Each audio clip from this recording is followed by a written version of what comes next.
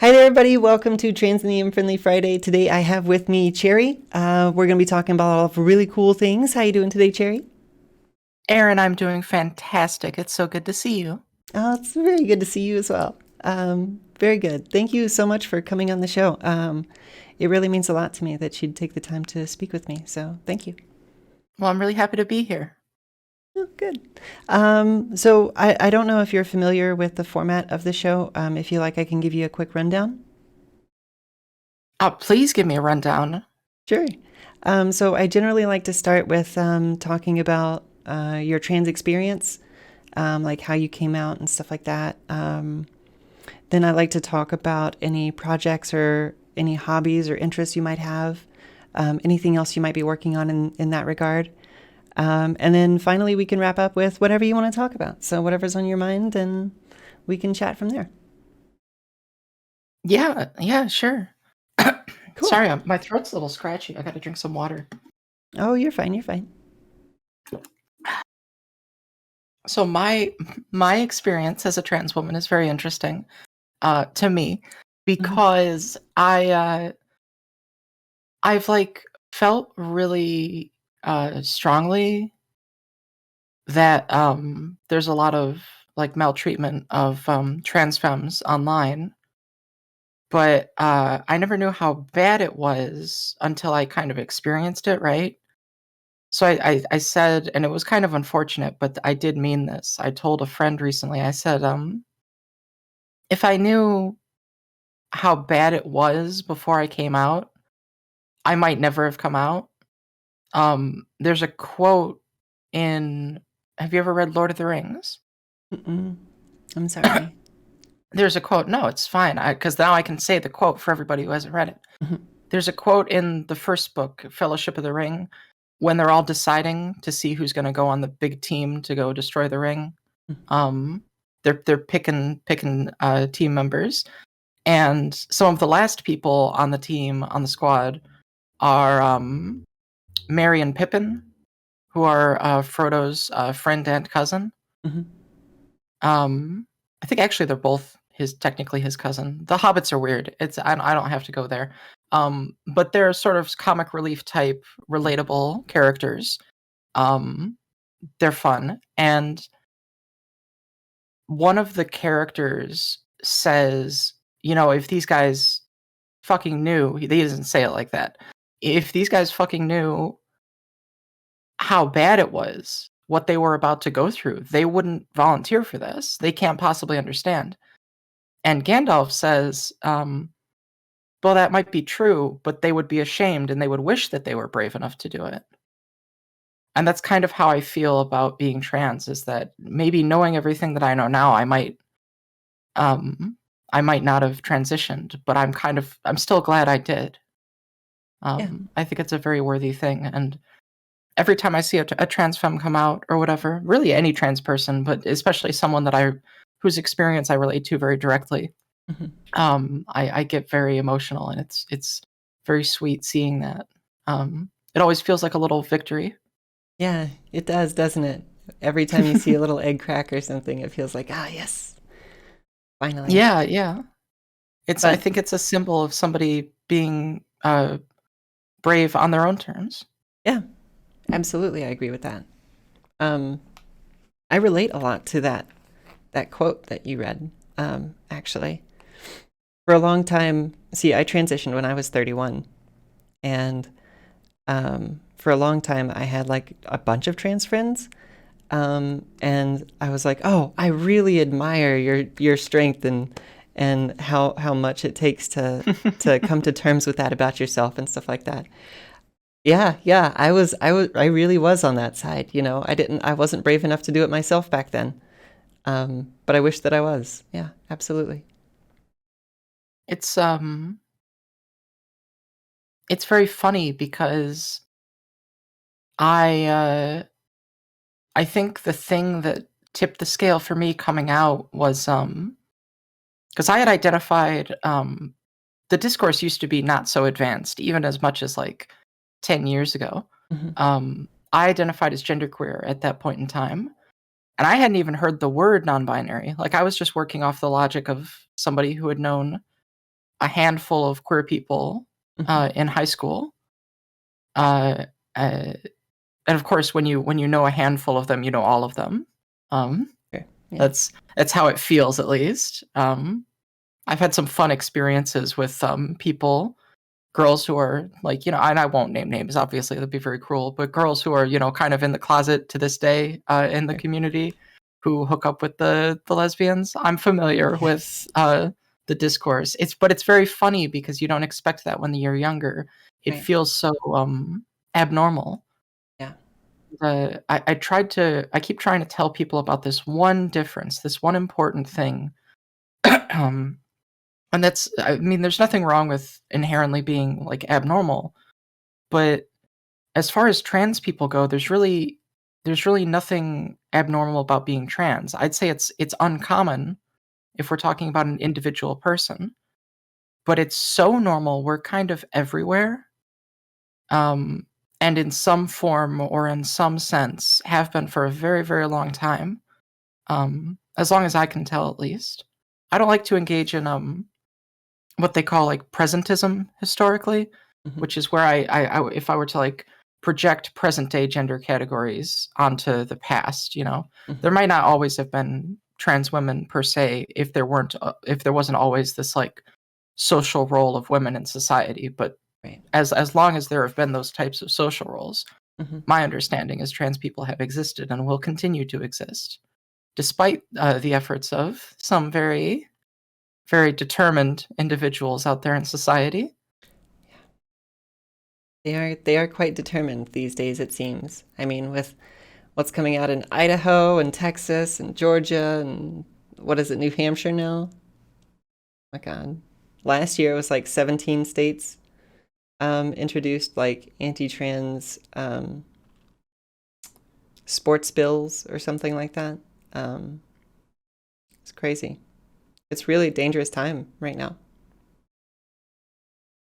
Um, yeah, I mean, there's some great people out there raising money, even while this Ukraine stuff is going on, for trans kids in Florida and Texas for the fight for their rights. Mm-hmm. And it's very crushing to think about that experience of coming out in that context and what that would do to someone, because I knew, and this is something that I got involved in. I've actually, at my desk, I've got a little bulletin board above the computer where I put things that inspire me. Mm-hmm. Like I've got a little sketch somebody did of me, who's a friend of mine. Some of the stuff that I worked on when I was in the hospital, and then Mm-hmm. I've got a little newspaper clipping, and this newspaper clipping is for this school district near me, that I went to with a group of trans people and allies who are willing to organize. Um, and we made a real difference for trans kids. I live in Illinois, and in the state of Illinois, the law is pretty clear about gender discrimination. Mm-hmm. Um, but the implementation of practices to fit with that law has been kind of slow to really take root, as far as practically getting trans kids the ability to do things in schools, like use the right locker room and things like that. Right. So we had one of my mom's close friends, and who's one of her kids I was friends with in high school. Well, she had a younger child uh, that went to my old high school, and this was sort of what got me involved in this group. And I was happy to be there. We haven't talked to those people in a long time. I should really Mm-hmm. catch up with them, because that was great work that they were doing, and I was happy to be involved. Yeah. But there was this situation at my old high school where, and it's bizarre, uh, there was a trans person using the locker room and bathroom and everything that they were comfortable with, and the kids were fine with it. But eventually, and this is a very, very white, very Republican community, uh, eventually word got back to a parent, and then somebody's parents raised a stink about it, and it became this big issue. And the parents were talking about little boys and little girls' bathrooms, like as if these high school kids are like, what would be the word, predating 9, on 10 each years other, old. Yeah. like they're doing terrible things to each other. Mhm. First of all, I personally know people who have fucked in those bathrooms when they were in high school. So the gendered thing is not saving anybody. It's not, practically speaking, the literal worst could happen and does in those bathrooms, and at least from these conservative parent standpoints. But I I remember this being one of the earliest examples I could remember, and again, this was years ago, of me being out and having the experience of laughing at transphobes because the child was a young trans boy. So there was all this scaremongering, and turf groups came in from Texas. They actually sent people up here to do the campaigning for these conservative parents because while they were transphobic about it, there's a difference, right, between kind of casually being a little transphobic or homophobic Mhm. and making a career off of it.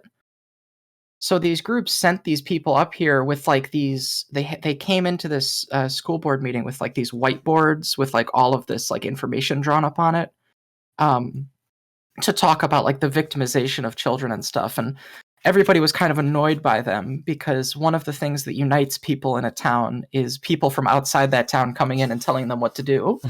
And it was sort of the worst decision that they could have made. But I was laughing the whole time because they're talking about like the sexual assaults of young girls by men in women's clothing. Mhm. Um, and I just remember thinking to myself, because I knew this kid, and I was just like, that's so funny in a way. Like, people use this phrase, rent free. The most rent free you can be is a trans woman in a conservative's head. Yeah, absolutely. I agree with that 100%. They think about us nonstop, almost, it seems. Yeah, we're like their favorite thing. Yeah. Right? They love to hate us. They hate to love us Yeah. too, apparently. I mean, you see this all the time, and you saw this with back when the anti-gay bills were going around, when it was saying, "Oh, you can't do gay marriage," and blah, blah, blah, all this stuff. You would see Mm-hmm. all these like Republican lawmakers that were writing these bills, and 2, 3, 4 weeks later, it would come out. Oh yeah, it turns out they were messaging, some cute twink on Grindr or something like that. It's like, oh my Yeah. God. But it's happening here too with trans people. You see a lot of these conservative people. It comes out and they're like, "Oh, I've got messages talking to my like sweet princess and stuff," and it's a trans woman, and I'm like, "Come on, come on, come on." Yeah, and especially as trans women, I think it's very interesting. I had somebody on Twitter, and I don't. If I reply to a conservative, usually I mute and move on because I Yeah. don't have the time. But I got a reply from one of this conservative's followers, Mhm. who I replied to, who accused me of having a like a brain addled by pornography because, of course, my display name on Twitter is Blue Eyes White Dick Girl. Oh yeah, yeah. Um, and they had like an NPC profile picture, and they accused me of like, oh, like you're the way that you are because of porn. Right. Um, and I felt like that Marge Simpson meme. It's true, but you shouldn't say it. Like, Yeah. yeah, that's not true for a lot of trans people. I feel there's a great like to borrow from that one terrible book. There's a pornification Mhm. of trans femmes out there. Like, it's insane the degree to which we are exclusively, because usually people talk about sexual objectification as being anathema to being a human, being humanized, being a full person. Hmm. And of course that's true, but the sense in which we're most a human, the sense in which we're most real to anybody, and not just a scary like shadow in their mind, is when they want to fuck us. Yeah. That's an insane experience to live through, because it means at some point you're having conversations with people who want to let you die or not inside you, and they're really kind of 50-50. Yeah. I can't I I don't know. At least pay me or something. Right, exactly. Well, and then like sometimes it's just two sides of the same coin, you know? Sometimes they want both. And it just depends. They flip it when they wake up, I guess. Mm-hmm.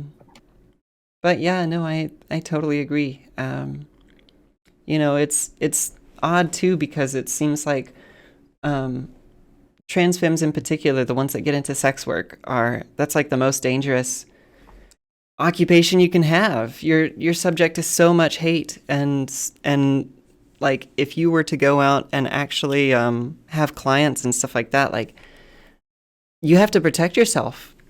Otherwise, you're going to get hurt eventually. Yeah. Like law of statistics or whatever it is, you know. Yeah. Hang on, sorry, 1 second. I'm so sorry to pause this. I have to fix my hair. It's so annoying. No, it's fine. I'll be back 1 second, okay? Oh, look at us. If you're listening to this, now it's just you and me. I've been left in charge. Now I am the sultan of streams. We all love Aaron, don't we, folks? Aaron's a real sweetheart. If you're watching this on YouTube, which I believe these videos go to, why not like, comment, and subscribe? See, the likes and the comments help the algorithm, so then more people see the video. And then if you subscribe, you get more content. You get more videos like this. Why wouldn't you want them? You big goofus. That's my little plug. Okay, so sorry about Perfect that. timing. Perfect timing. Oh, yeah? Yeah. You just get back to? No. I was doing a plug for you. Oh, thank you. Well, I appreciate that. So yeah, where were we? Sex work, right? Yes. Very dangerous. Do you have any friends that are in sex work? I have known a lot of trans femmes who have done sex work. Yeah. Right now, I don't know very many who are currently in it, but I've known a lot who have done it at some point. Mm-hmm. And I guess that number is a little bit higher once you start to include like OnlyFans and like porn and stuff like that, Yeah. which you probably should. Yeah. Yeah. Yeah. Sorry. Go ahead. No, it's okay. That's a whole other can of worms. The appearance of trans women in porn and stuff like that. I used to hear a lot about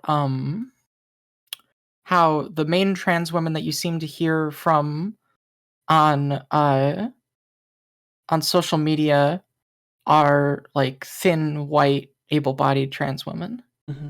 And I used to think to myself, well, that's not been my experience necessarily, but I'm only like one or two of those things.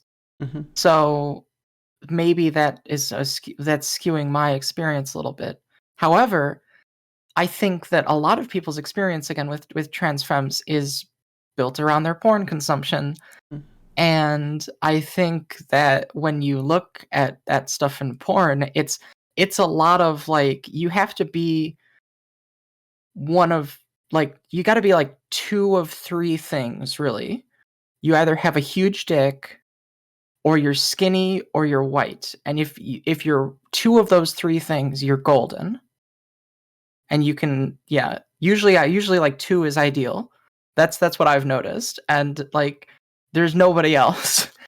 Those other people are just not present in like the media representation. And it's very sad, because then that sort of has been a precedent for how trans femmes have been represented in media going forward. Like, who are the trans femmes that you see in like for example, like trans models or actresses and stuff like that. Right. Those are all going to skew in similar directions. Maybe not the dick thing, but the other stuff. Right. Yeah, and it's very remarkable. I don't really know what to say about that, except that I think that there's a lot of like biases of consumption, of media consumption, Mhm. that has interfered with a lot of people's abilities to see us as fully people. Right. And I don't blame porn for that necessarily, but I do think that it's a way that you can understand how it's happening. So to me, and I'm very pro porn, by the way. Oh yeah. For definitely not an anti porn person. Um, but it is, yeah, it's a problem. It's a problem. The sexualization. That's another experience that I've sort of had with a lot of this stuff. Yeah. I think that's right. I think a lot of trans people get a lot of really sexual messages on Twitter and social media. Um, just a lot of like harassing sexual messages, um, not unlike the experience that most women face um, on social media. And it's just sad. It's sad that this is a thing that like it's usually men. I'm going to be honest. It's usually men. It's usually cis het men that are going around sending these messages and stuff. And it's terrible that men have been conditioned to believe that this is the best way to get what they want. Like, Yeah. Well, that's the dick pic problem, isn't it? Because yeah, there's like, I don't even know that it's a thought in these guys' heads, right. really. Yeah, Like they're sort of being led around by the leash. I don't think a lot of them even think to themselves, "Ah, this will be what works." They right. just sort of do, and it's very interesting. Of course I empathize with heterosexual men when it comes to trans femmes because there's a lot of stigma Hmm. for them, and that's it doesn't. They're not usually the most direct victims of Hmm. that stigma.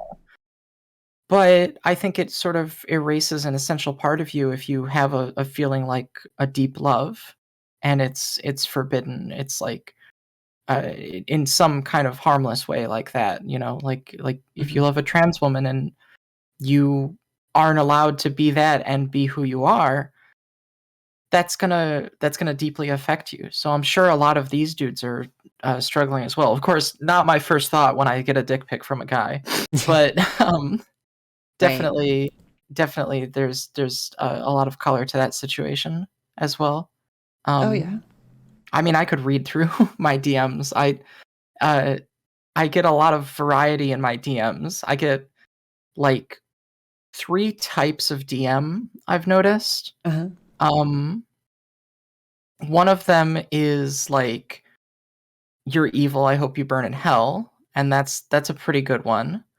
And then the other one is like, "Can I see your cock?" And then the third type is just asking me about politics, Oh, which is the best one, yeah, sure. where someone will be like, "Hey, I'm a conservative, but I'm kind of trying to change my mind about trans issues. Can you explain it to me?" Yeah. And I'll just be like, "Oh, all right. I guess I'll do that." Um, And cracks I'll knuckles, drop gets ready for everything that I'm free doing. emotional labor. Let's go. I'm ready. Yeah, well, let's do it. No, I've been there. Like, I used to do that all the time. I used to be really big into politics, actually, before I came out as trans. Now, not so much. I just focus on the trans stuff because I found that over time, um, concerning myself with like everything that's going on politics wise was stressing me out so much. It was consuming my entire life. I wasn't able to be me. I didn't have time to do the things that I wanted to do because I was too concerned about politics and posting about politics and stuff like that.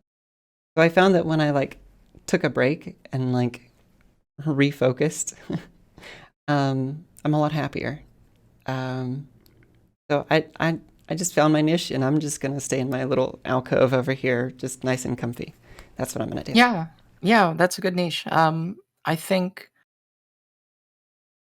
I don't know if I'll ever be able to give up politics, and it certainly seems to be what people come to me for these days. Um, I would be so happy if I could just get paid to stream video games all the time. In fact, I usually try to, but I I get all of my real interaction over political posts and political videos and things like that. Right. And it makes me kind of sad, but I also understand that that's if you're not doing there's I'm gonna paraphrase. I'm not gonna remember the exact line, but there's a Biggie lyric where he alludes to the fact that where he grew up, either if you wanted to get out of that situation financially, you either like sold crack or you could shoot hoops really, really, really, really, really, really, really well. Yeah. And that's kind of how I feel about the media representation of trans women a little bit as an analogy, because either you're doing porn, and to be clear, when I say doing, like you're in that like 1% of OnlyFans, Right. because those are the people who really make money. Most people Yeah. in OnlyFans are not making a ton of money. Right. And either you're really, really successful on OnlyFans, or your other online media option is political stuff, really, because that's what gets the clicks. And it's been very disheartening in life, actually, for me to see how much personal passion can get disregarded by algorithm. Like things that you love to do. Because you know what? My original dream, I just wanted to be a writer. I just wanted to be an author. And I went into university thinking this political stuff was kind of bullshit. I voted and everything, but I didn't really, and I would argue about politics a lot, which is just part of my personality, unfortunately. But I didn't, focus on it as much as I do now. Right. And I think I just got so wrapped up in it, and I just sort of realized that was like my out into getting my voice heard a little bit online, was let's talk about this politics stuff, and let's talk about the discourse and whatever thing is happening lately. And that becomes frustrating because if you're chasing the discourse all the time, you're just getting exhausted. And some of it's so stupid. Like the dumbest things become discourse. The number of times in the past year or so that I have just avoided getting in a fight because I've seen somebody who I like say something to me and I go, wow, that's like really dumb. Who cares? And then I just ignore it. And because I just like, if you had a friend who said something dumb, maybe if you're really good friends, you'd be like, ah, man, you're dumb. But like, Right. most friendships, you just kind of be like, oh, interesting. I disagree, but okay. Yeah. I don't even really voice disagreement online because there's really no place for friendly textual disagreement. Like nobody tweets at each other and like, I respect your opinion. Here's why I disagree. And then the other person's like, wow, I respect your opinion. Nobody in like trans Twitter does that about like trans issues. That never happens. No, they post the picture of the dude with the lightning in the background. That's all. Oh they yeah, do. yeah. They do the low tier god. Yeah, That's that's a good right. one. That's right. Have A you lot seen of the that one Chloe going around one? recently. The one with the girl with the cat, the cow hoodie or whatever. You should take estrogen Chloe, now. Yeah, that's really cute. Yeah. I like that one. A lot of transphobes on Twitter continue to clope. Yeah, clope and seethe. Yeah.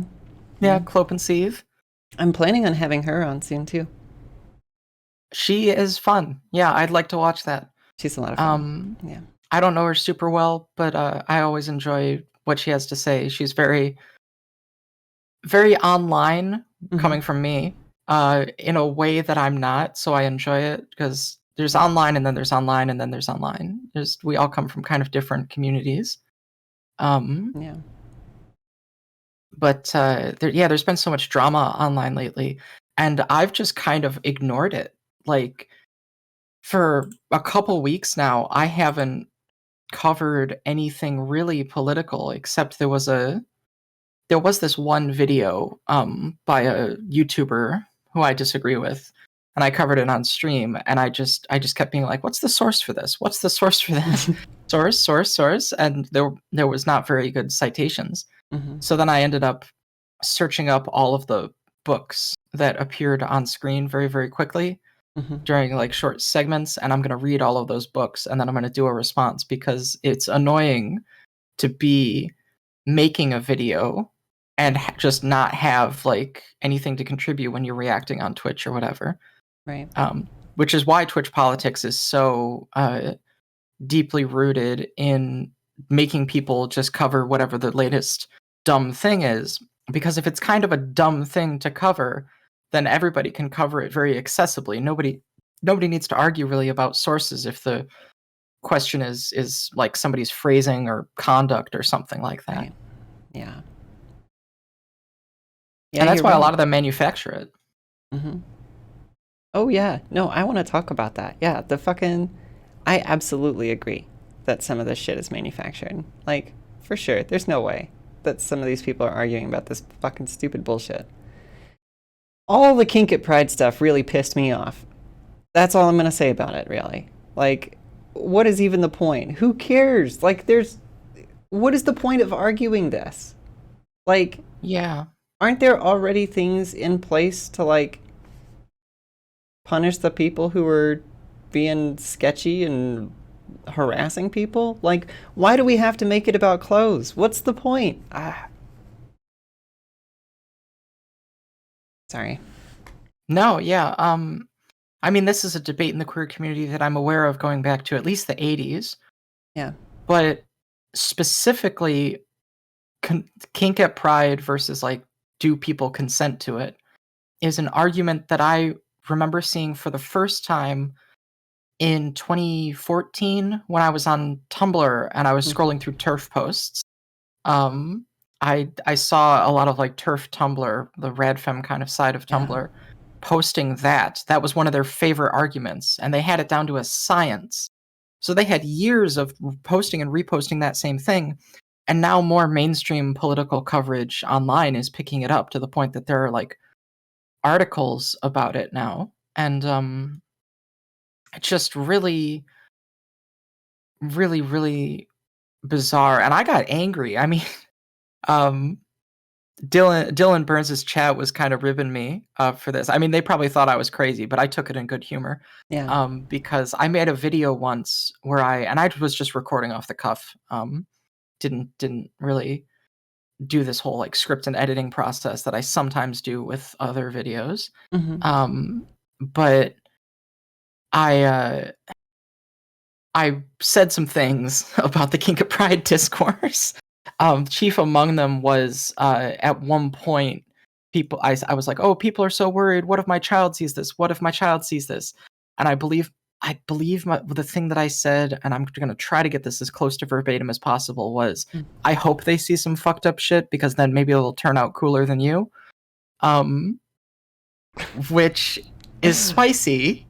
And of course, if you take that very, very, very good faith, right, then probably what you'd assume is, oh, like, seeing something that would like be formative for you as a child, but not harmful. Right. Yeah. But of course, some people took that as me being like pro bad things happening to kids, which, you know, is not a belief. By the way, I mentioned Dylan's chat, not a belief I'm assigning to him. He seemed agnostic. But very, very funny. And that whole sphere of Twitch, I've slowly been introduced to, and they've been introduced to me, and it's been a fun little process of getting to know everybody. Nice. And seeing who I vibe with and who I don't, and definitely seeing who likes me and who doesn't. Yeah, that is really fun. Have you considered doing any of the what are they called?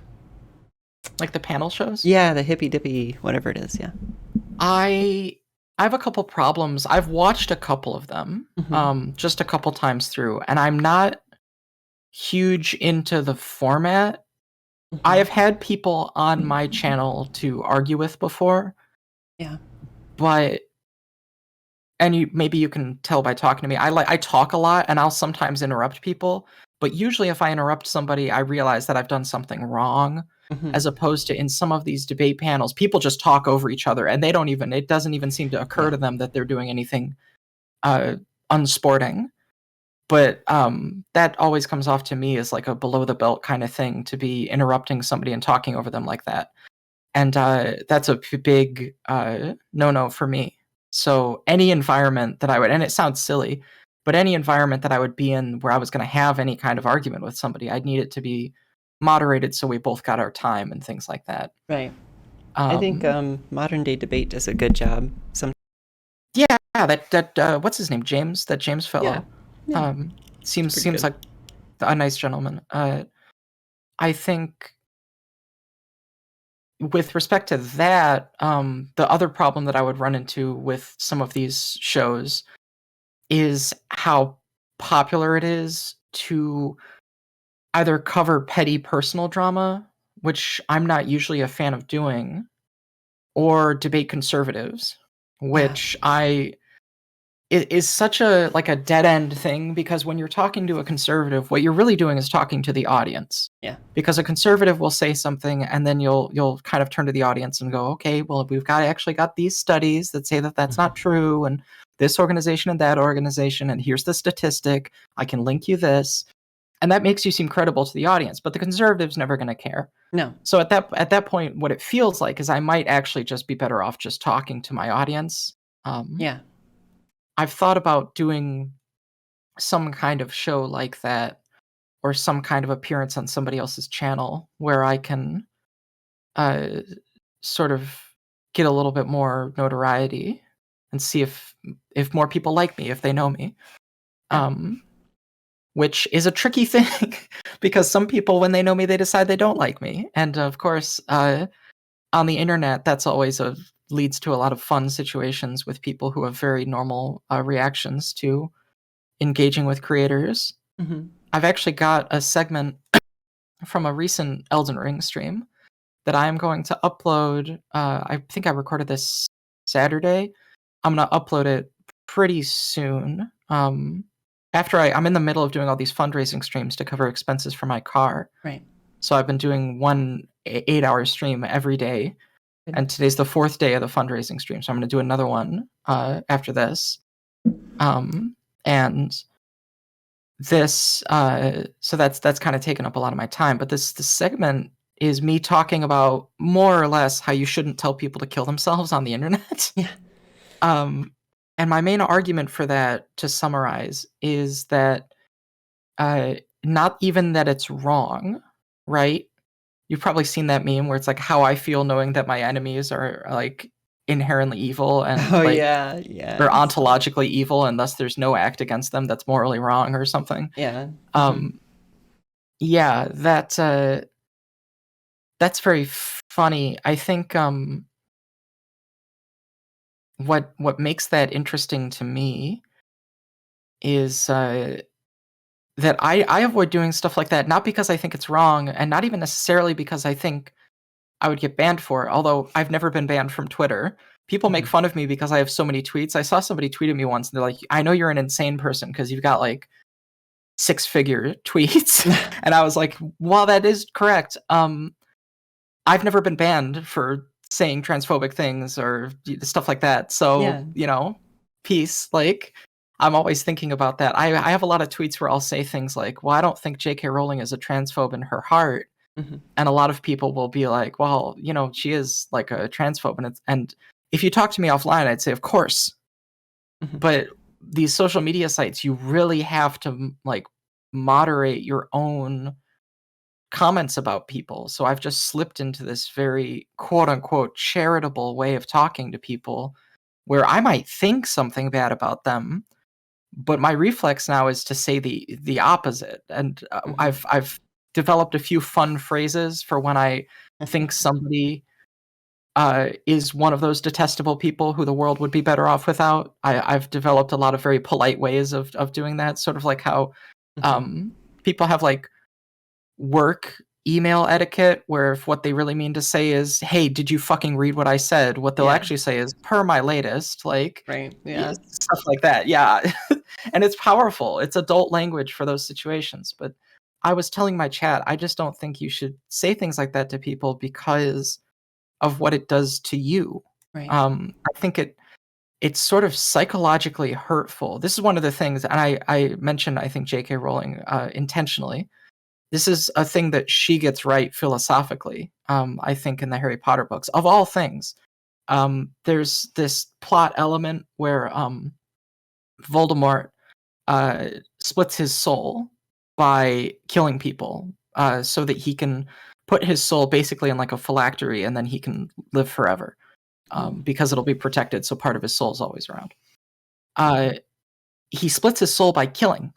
And Rowling's commentary on that is that killing is an act that is so heinous that it literally tears you apart. When you do it, it's like hurtful to you to even do it. And I think psychologically that's actually very true. And a lot of people don't talk about that. I did a video once that was sort of a commentary on a ContraPoints video that Natalie did, where she talked about political violence. And I did a bit where I played a segment from, do you know StoryCorps? Mm-mm. Well, you're kind of like the StoryCorps of the trans community a little bit. Oh. What StoryCorps does is they have people come into the studio, they write in and they invite people in and they record like sessions of family members talking about their lives and things like that. If you look up StoryCorps on YouTube, they sometimes animate them and post them. There's this one about this guy who was a World War II soldier, and he shot his first person, and he tells the story of it.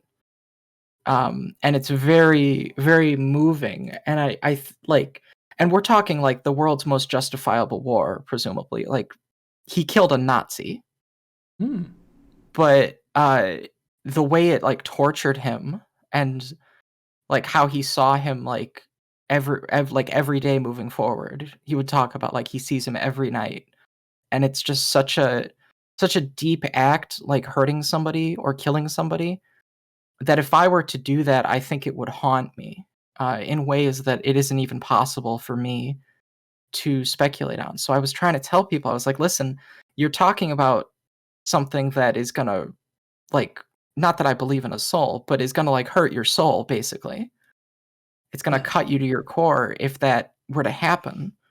And I think a lot of people don't acknowledge that. And a lot of people think of, because we think about political violence as being this like necessary force in the world that, you know, no matter what you believe in, if you're liberal, conservative, whatever, you believe in political violence because you believe in the maintenance of some system that then has to maintain itself. And, you know, if you believe in property relations, you believe you should be allowed to own your house. Maybe you believe in the castle doctrine, or maybe you believe the police should be able to use violent force to protect you, or whatever thing. So I think we often think about political violence very trivially when it's actually this incredibly serious thing. And I also try to tell people, don't Fed post online. You know, when somebody says to me in like a Discord or something, they're like, do you think so-and-so should die? I say, no, I don't, officer. I've never said any such thing. Yeah. I agree.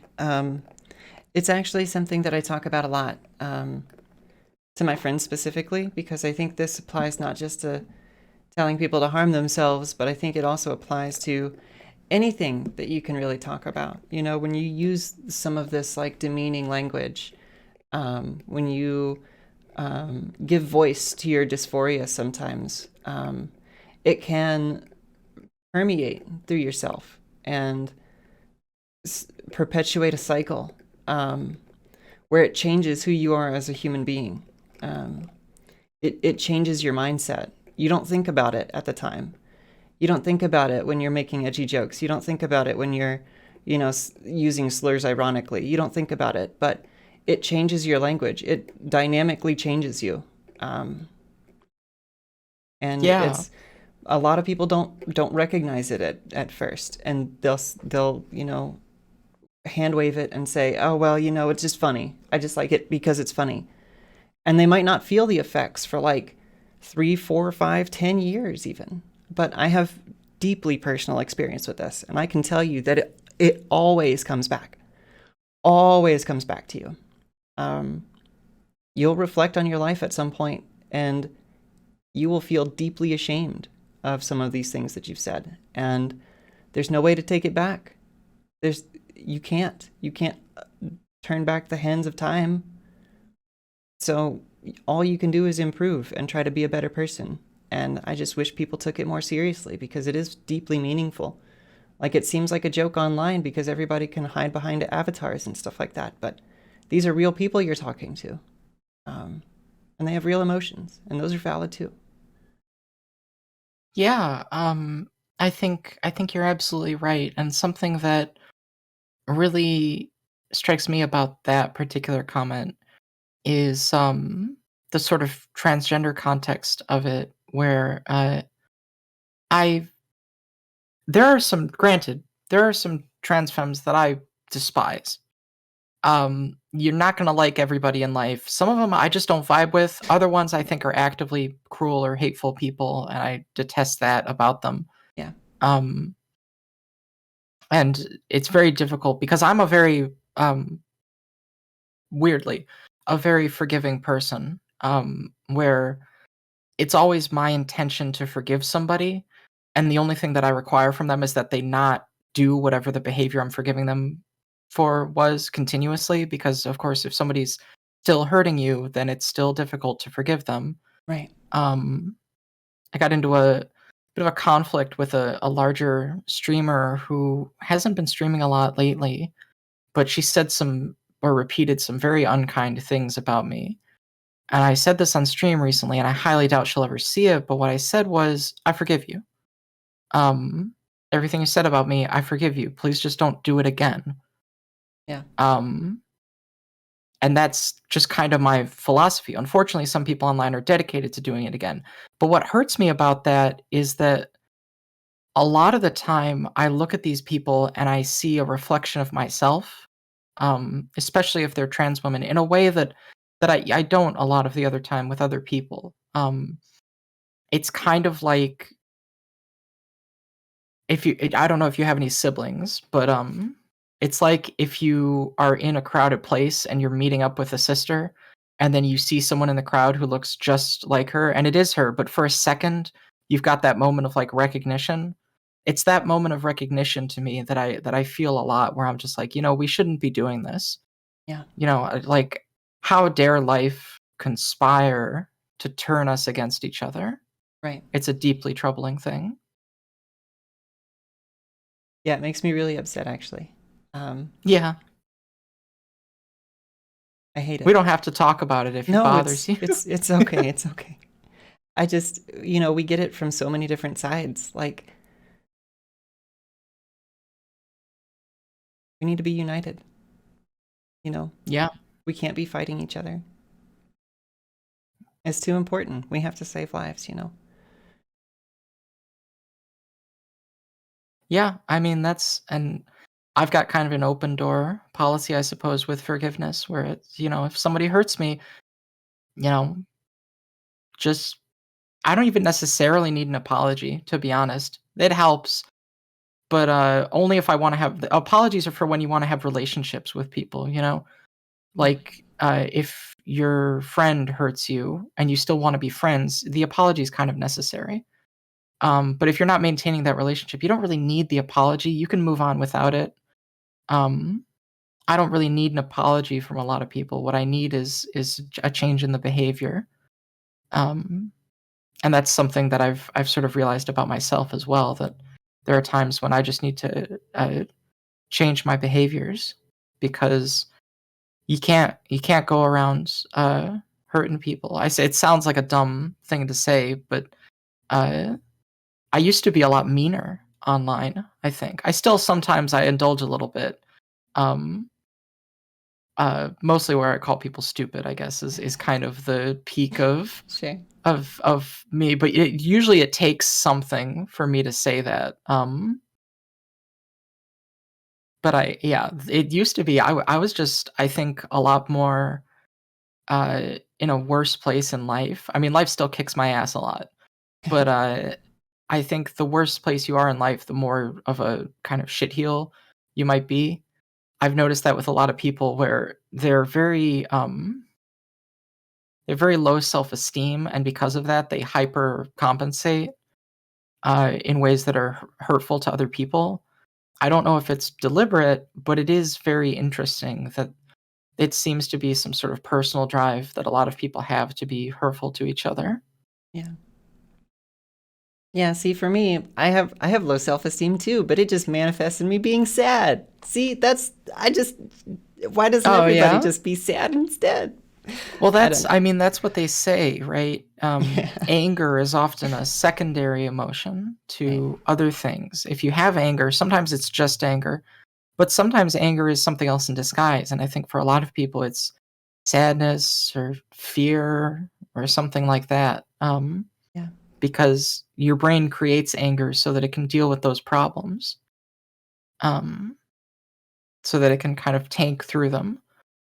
Uh, I I won't like name any names of people that seem to have beef with me, but there's a lot of people out there that I want to wish them well, because it would take so little for them to make the world a better place by just behaving a little differently.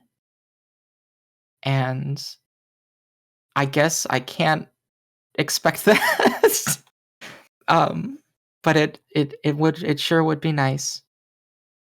Yeah. And that's just the trans community. That's not Yeah. that's not even that's not even necessarily getting into our relationship with the queer community generally, and the uh, the whole of society and things like that. And yeah, frankly, a lot of cis people don't have the familiarity to breed the proper contempt for trans people. They just have the Right. same kind of transphobic arguments. But if you talk to like a Chan board member who's like, 19 and transgender, Hmm. you'll hear some of the most heinous shit that you would never hear from anybody else. And it's so hateful because it's so specific. Yeah. Um, it's like if you've ever been talking to a racist and they said a word for black people that you'd never heard before. Hmm. It's how you know that they're that extra level of bigoted, because they're using this language that is just like nobody but somebody with those weird obsessions and Right. beliefs would even countenance. Yeah, I see it a lot. Um, I wish people would try to stay away from the Chan boards. There's not It really a melts whole your lot of good brain, there. dude. It's fucked up. I mean, I made a post on Reddit recently, where I was trying to be helpful to a community of people who are asking a lot of questions. It was not political. I was very polite, and I was just asking questions and trying to find answers and running the numbers. And people did not like it, and people were very mean. And I just remember thinking, what an innocuous attempt at like good faith, productive stuff. That even that was like too much for Redditors. And Channers Yeah. are worse a lot of the time. I like Chanboard memes. I like the green text memes. I enjoy Yeah, those. Um, but in order to see them all the time, you would have to inhabit that space. that's right. And in order to inhabit that space, this is sort of the problem, is you'd have to be around other people, which is the other problem with behaving in a hurtful way, is that slowly it'll curate your social circle so that you'll be around other people who behave in that way. And that's worse for you too. That's not going to be great for you. Yeah, well, because it'll be like we talked about, that language is internally hurtful, whether you want to address it or not, and especially when you're, using transphobic slurs to refer to each other to help cope with your dysphoria. Like, it's not great because you internalize that. When you and your friends refer to each other as these things, like, you internalize that, and it leads like into almost a cyclical self-hate. Just there's no end to it, like, you have to remove yourself from these groups, you have to remove yourself from that language, you have to make the decision to change, and if you don't, you're not gonna. Yeah. In the segment I was talking about, the other analogy I use, have you ever seen Samurai Champloo? Mm-hmm. That one I All have right, seen, so yeah. the final fight at the end, with the samurai who smells of sunflowers. Mm-hmm. where Gene does that super special move where he gets run through with a sword so that he can win the fight. Yeah. It's like that. It's like getting stabbed so that you can stab somebody else. You're hurting yourself to hurt Yeah. somebody else. Right. And like even beyond even like internalizing, right? You talked about that. That's great. But the other component of that is that there's just such a raw hatred. And I think it emerges as hatred for other people. That's how it manifests when you have that deep feeling about yourself. Right. Like there's sure is a lot of that. I guess they call that a self-report. But yeah, people get a little too brave with it, with that stuff. I think that everybody needs to take a little bit of a chill pill Yeah. and try to work things out slightly more rationally. And when you try that, it's very funny when you make a legitimate effort in that. If you're trying to make a rational argument, you find very quickly about who maybe is less prone to rationality, and then you sort of learn a new thing about them, and you, I guess, get to reevaluate your decision of who to surround yourself with. It's a positive curation. I agree. Yeah, it's hard. I didn't know what I was really getting into with transition, but I feel like so much of my life has changed since I started. The people I talk to, the friends that I have, my mindset, even. Like, we were talking about how insecurity and self-hate can sometimes manifest itself as hate for other people, and the difference between that and sadness and stuff. And I can definitely see a difference in my behavior after transitioning or after beginning transition, and being on estrogen long enough that, yes, I can notice that my behavior's changed from, manifesting itself in anger and rage and wanting to hurt other people to internalizing and being sad and doing that instead. Like, my emotions have changed so much since this. And it's just such a big process for so many of us. Like, we really can't afford the emotional effort to be hateful to each other. We can't. Not with everything else we have to face. Like, it's just, I wish people would support each other more. I don't know.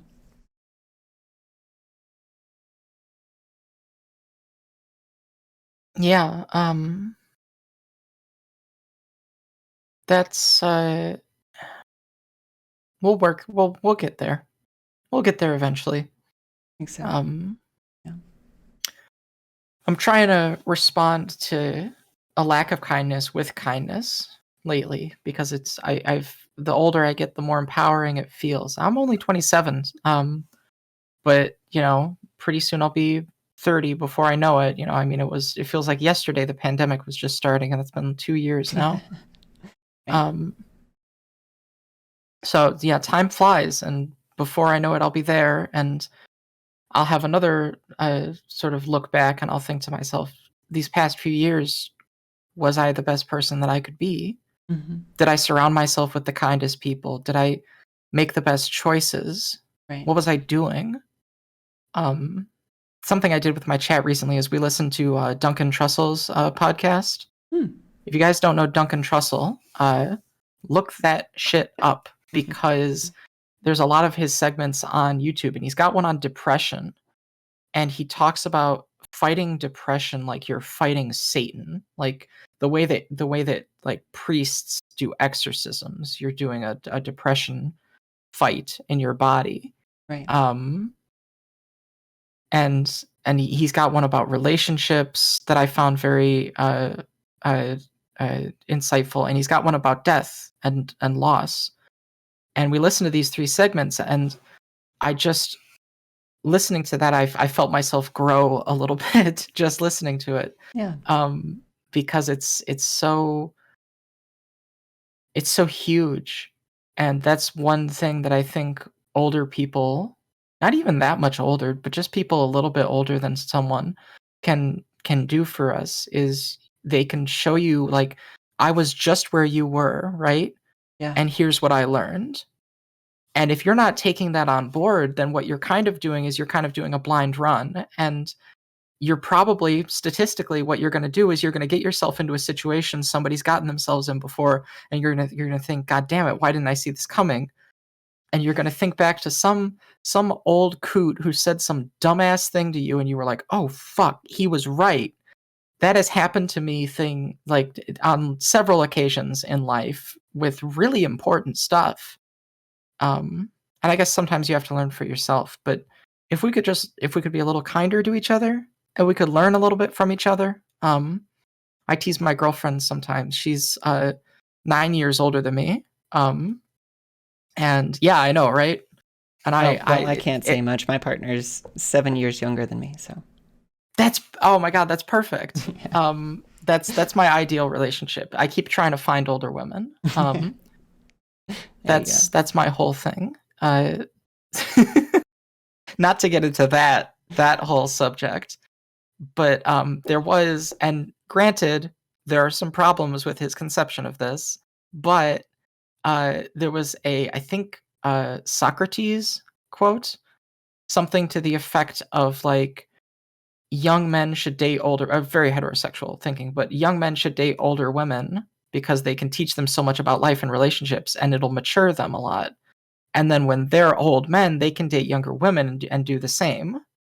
And that, while that kind of sounds like an old guy who just wants to date younger women, I think there is, for me as the younger person in the party, nobody can call me sus for this because I'm the young person, so you can't say anything. As the younger person in the party, I really look forward to learning from people. I wish I had started dating older women when I was in like high school. I really I wish that I had been jailbaiting these people because they're so smart and beautiful and majestic that I'm in awe constantly of women 10, 20 years older than me. Absolutely. I do kind of I try to do that because I feel that I recognize so much of who I used to be in so many of the people that I talk to today. And I try so hard to impart, what wisdom I can, what I've learned over the course of my life. I've seen a lot of loss, a lot of death. And it's so impactful. I'm sure you've heard, if you listen to that, what was it, a podcast or a... Yeah, it's the Duncan Trussell Family Hour, I believe is the name of it. Mm-hmm. Yeah, I'm sure he talked about it at length. But it really does change you. Like, people don't really understand it until you experience it yourself. But I do find myself feeling the role of mom often, because I'll have this like long, heartfelt discussion with my friend or whatever, and we'll go on, and I'll just have to watch them make a mistake, and they'll come back and say, hey, you were right. And I'll be like, it's okay, no worries. I understand. You just have to be patient with people. You have to, because that's what you would want from a parent, right? Somebody who's like supposed to be teaching you this stuff, somebody who's like supposed to be there for you and stuff. That's what you would want. You would want patience. Like, if you go to your parent and you say, hey, I need advice on this, and you end up not taking their advice and you come back, you don't want your parent to be like, well, you should have fucking listened to me, bitch, or some shit like that. Like, you don't want that. You want patience. You want understanding. You want, okay, it's okay, honey, no worries. Just remember for next time. That's okay. That's what you want. And that's what I try to be for the people who ask me for advice and stuff like that. It's just that level of patience and understanding. I've had a lot of people that like come to me for advice on stuff and like turn around and like act really aggressive to me and hateful. And, I block them for a little bit and let them cool down. And then, we'll approach it again and come at it from like a place of forgiveness and stuff. It's okay. We all make mistakes. We're all on this trip of life together. We need to be there for each other. So I try to do that as best as I can. Yeah. Well, you seem very responsible with it. I think society would be a little bit better if it was set up to allow more of us to sort of be little parents to each other Yeah. sometimes.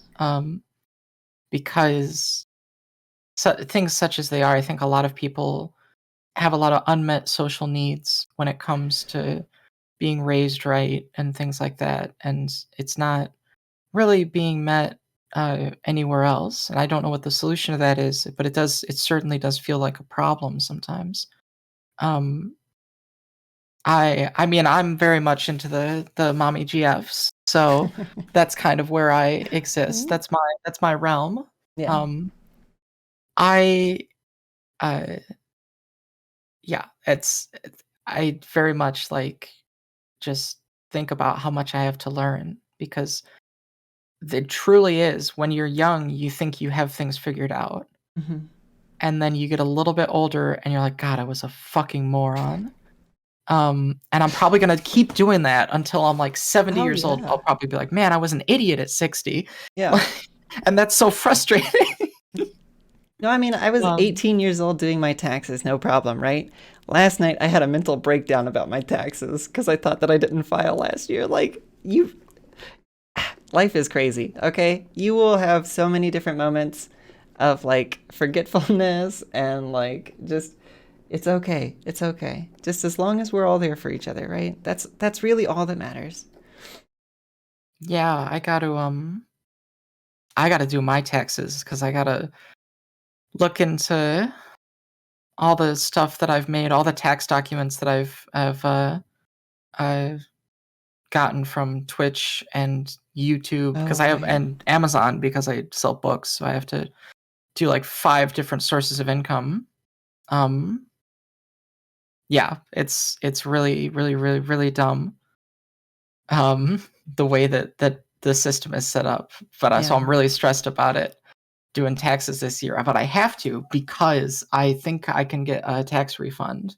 Nice. Um, so I'm pretty sure I'll be doing pretty good when it comes to that. Um, yeah, it's been a time. But I'm despite the fact that I've seen a lot of the worst of how the online trans community can get, I think I've also seen a lot of the best. I think I've also, through the process of filtering all the good and the bad, I've gotten to experience a level of kindness that Hmm. wasn't possible before. And I think that happens when you have an experience or when you see something that just gives you a reason to be in conflict with people like that. You end up reflecting back on it and going like, "Wow, look at all the kindness that came out of that conflict." There's like a silver lining to every fucked up experience Yeah. where you heal up and then you look around at who's there with you, and then it teaches you things about people and about life, and I like that a lot, and I really appreciate that I've been able to get to know. I mean, there's so many people that a couple of years ago I had no idea even existed. Like, I mean, yourself. Like, I really like that I know you, and I've really enjoyed just existing in the same space as you and a lot of these other great people. Um, Fascinating and beautiful is what the community is. I agree. I agree. We can do some real good for each other. Um, my friend Shay uh, lived with her mom, who was really abusive. We raised $8,000 to get her out of her home and to live with another mutual friend of ours. We raised the money for, I think it was like $5,000 for um, Tori's SRS fund. Um, we got $2,000 for Marcy's rent um, because she needed help with her rent or she was going to get evicted. Yeah, we just constantly, like all of this, it's possible. We just have to work together.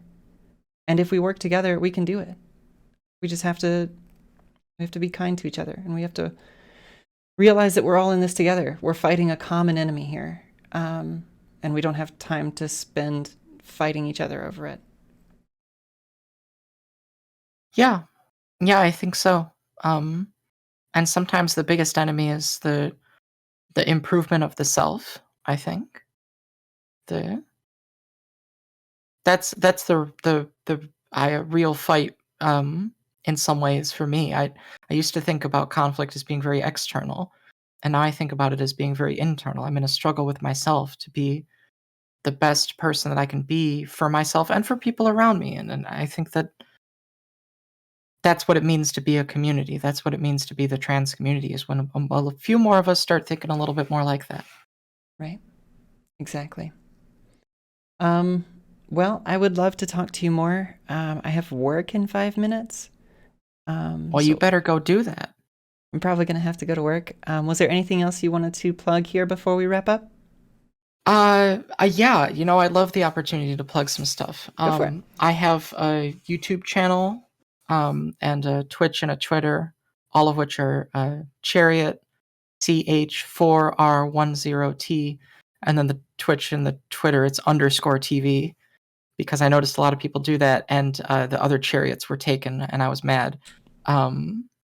I, at some point, decided to make all of my social media the same, and I chose to form it around an old Xbox gamer tag that I had. Oh, nice. So that'll kind of be my brand going forward. Is I'm Chariot of the channel, Chariot, I suppose, or Cherry of Chariot. I like that. Yeah, I mean, I promo all kinds of stuff on my accounts, like books of poetry. I released a book of poetry recently called Sappho Side. It should be. I think it's pretty cheap, but I can get people author copies sometimes for on the down low. And it's free, of course, for all of my patrons at patreon.com/chariot. So that's more or less everything that I do. A lot of the YouTube and the Twitch, of course. Fundraising again for the car repairs on Twitch right now. We're actually basically like halfway there. Nice.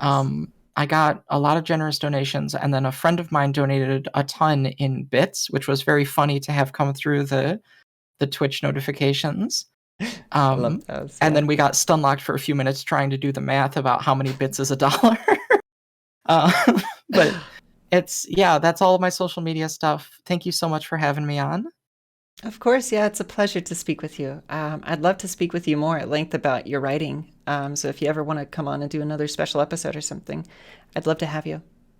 Literally any time. I will be late, but I'll be there. Absolutely okay. Well, I do thank you all for coming out to this week's Friendly Friday. If you would go ahead and check out Cherry's stuff in the description below.